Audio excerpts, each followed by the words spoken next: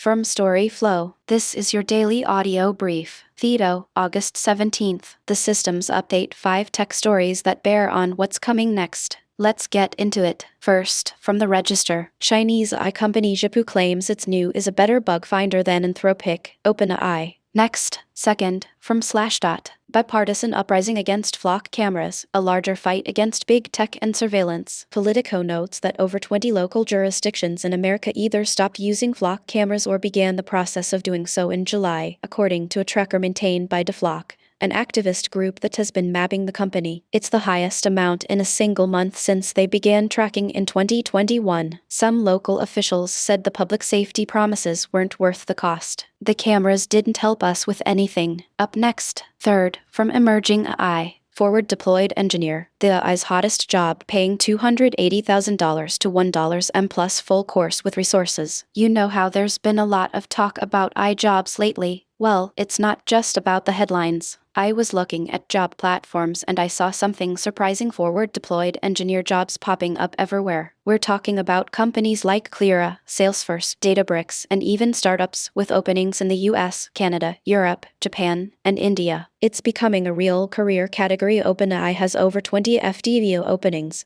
and AWS just announced a $1 billion investment to build a forward-deployed engineering organization. The pay is insane. New grad roles at Palantir can start at $135, negative $145,000 base, while OpenAI offers $162, negative $280,000 base plus equity. Some top FDE packages have already crossed $500,000 total compensation, and senior roles can reach 7 figures. The interesting part is that these companies are paying top dollar for people who can take a powerful AI model and make it work inside a real business. That skill is becoming scarce, and it's not about training a frontier model, it's about deploying one. I've been thinking about this a lot, and I realized that the job of a forward-deployed engineer is not just about AI, but about understanding the company's workflow, data, and rules. It's about owning the path from early discovery to stable production. If you're interested in this role, I've put together a practical course to help you learn the core FDE stack in just 8 weeks. We'll cover Python, SQL, APIs, Cloud, Docker, and more, and you'll get to build a real FDE-style project from scratch. I'll also provide free learning materials, prompts for customer discovery, and tips on how to build evals, get real-world experience, and create your portfolio. The goal is simple: learn the stack, build something useful, and deploy it for a real user. And then, fourth, from Get-Prod, I beat Substack's AI detector. The interesting part is that I didn't exactly hack the system, but rather, I found a way to work within its limitations. I'm not going to go into the nitty-gritty details just yet,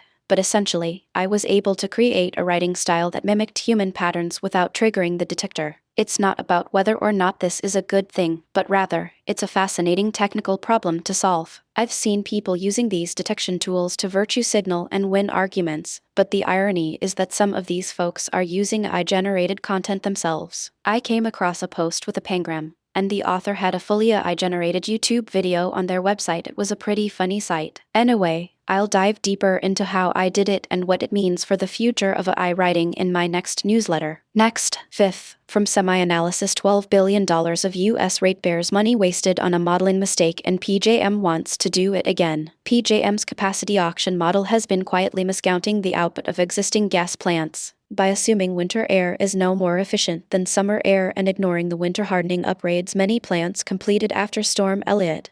The model underestimates available capacity by roughly 4 gigawatts. That misestimate inflates the perceived shortfall, prompting the market to buy far more capacity than needed. The extra purchases translate into about $12 billion of extra costs for the 66 million ratepayers between 2025 and 2027, even though the actual additional power needed is only a few megawatts. Because PJM's capacity market treats new and existing plants the same, the overprocured capacity pays the same premium to both, effectively rewarding idle existing plants while pushing up prices for new builds. The upcoming emergency auction, which will lock in contracts through 2043 without firm demand commitments, risks repeating the same overspending if the modeling errors aren't corrected. If the model were adjusted to credit winter efficiency gains and the winterization upgrades, the analysis shows savings of $6.7 billion for 2025-26 and $4.9 billion for 2026-27, with only a modest reduction in procured capacity. Better modeling could spare ratepayers a large portion of the bill while still maintaining reliability. Up next, 6th, from Cloud. Klaviyo's CEO on building at $1.5 billion ARR with agents, Dark Factory, Composer, and why every single employee had to hit L3 by June. Klaviyo's internal Dark Factory is basically a prompt-driven PM that writes specs, splits a problem into microservices, drafts the API contracts, then fires sub-agents to build each piece. The whole thing runs over a weekend, pausing only to ask the team for clarification when a requirement is fuzzy. By June, every employee, engineers, designers, sales, even interns had to be operating at the L3 level, meaning they constantly run multiple agent sessions and validate the outputs, not just fire a single query. That framework birthed Composer,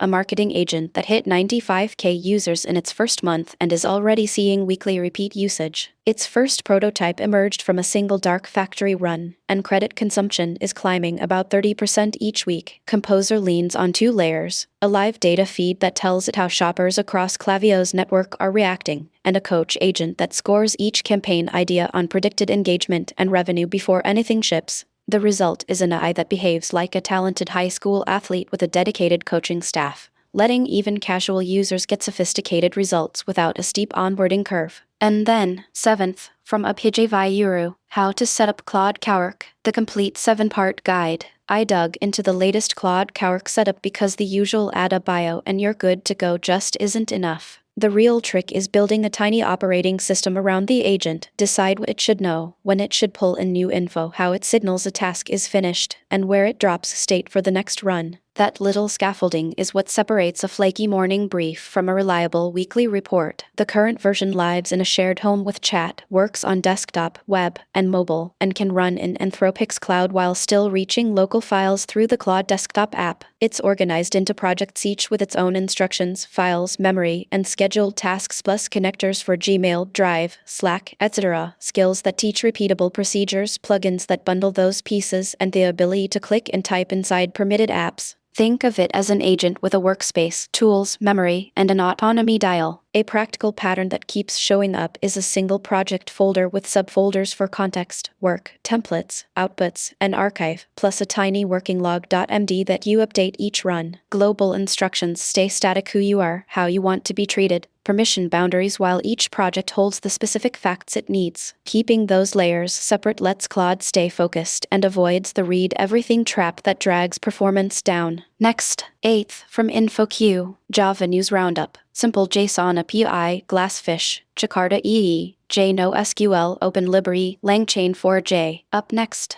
9th, from the Register Software. Microsoft blames AI for delayed Exchange update. Can't say when it will arrive. Redmond's Exchange team made that admission last Thursday in a post titled "Where is Exchange SECU1 anyway?" That reveals the software giant is getting questions from our customers on when they can expect us to release Exchange SE Cumulative Update 1 CU1. After all, in the past we mentioned Edit would be released by the end of the first half of calendar year 2026, later updated to second half of 2026. Microsoft has blamed extra work created by AI bug finders for the delayed release of a major cumulative update to Exchange Server Subscription Edition SE. And then, 10th, from Slashdot, Anthropic criticized for adding watermarks to text that Claude generates or processes. It works by making subtle changes in the AI's word choices across the text it generates, which are supposed to be imperceptible to a human but, in aggregate, form a pattern that is detectable with the tool. Anthropic said it was implementing the watermark system in response to the European